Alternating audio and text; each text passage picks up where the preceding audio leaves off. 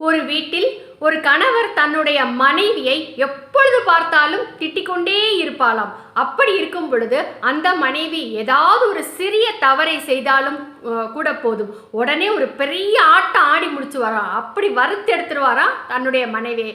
அப்படி இருக்கும் பொழுது ஒரு நாள் அவருடைய குழந்தை, ஒரு சின்ன பையனை நாய் கடிச்சிருச்சான். அவ்வளோதான்.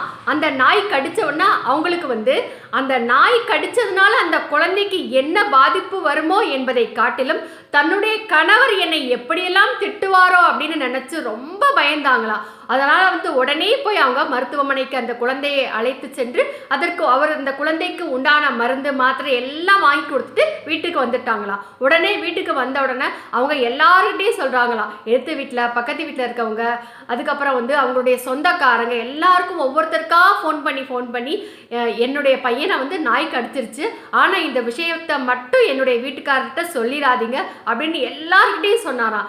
தெருவில் விற்கிற காய்கறிக்காரங்க, அயன் பண்ணுறவர், அதுக்கப்புறம் போஸ்ட்மேன் யாராவது வந்தால் அவங்க, கொரியர் பண்ணுறவங்க எல்லாருக்கிட்டையும் என்னுடைய பையனை நாய் கடிச்சிருச்சுன்னு தயவுசெய்து என்னுடைய வீட்டுக்காரர்கிட்ட மட்டும் சொல்லிடாதீங்க அப்படின்னு சொல்லிட்டாராம். இப்படி எல்லாருக்கிட்டையும் சொல்லிட்டாராம். அதுக்கப்புறம் அந்த இரவு பொழுதும் வந்ததா தன்னுடைய கணவர் வீட்டுக்கு வந்தாராம். வீட்டுக்கு வந்த உடனே அந்த குழந்தை இருக்கு இல்லையா, அந்த குழந்தை நேராக ஓடி போய் அவங்க அப்பா கிட்ட, அப்பா என்ன நாய் கடிச்சிருச்சு அப்படின்னு அந்த குழந்தை அப்படியே சொல்லிருச்சான்.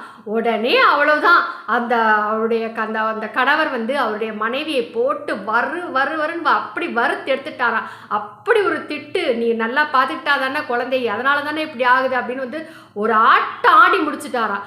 எல்லாரிடமும் சொன்ன அந்த மனைவி தன்னுடைய குழந்தையிடம் சொல்ல மறந்து விட்டார். இதுதாங்க நடந்தது.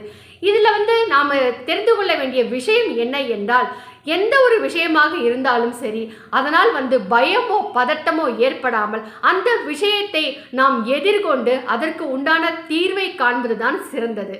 அதாவது ஒரே ஒரு இப்படிப்பட்ட இக்கட்டான சூழ்நிலை வரும்பொழுது ஒரே ஒரு தாரக மந்திரம் மட்டும் நாம் நினைவில் கொள்ள வேண்டும். அது என்ன என்றால், இதுவும் கடந்து போகும், அவ்வளவுதாங்க. சிந்தித்து செயலாற்றுங்கள். நன்றி.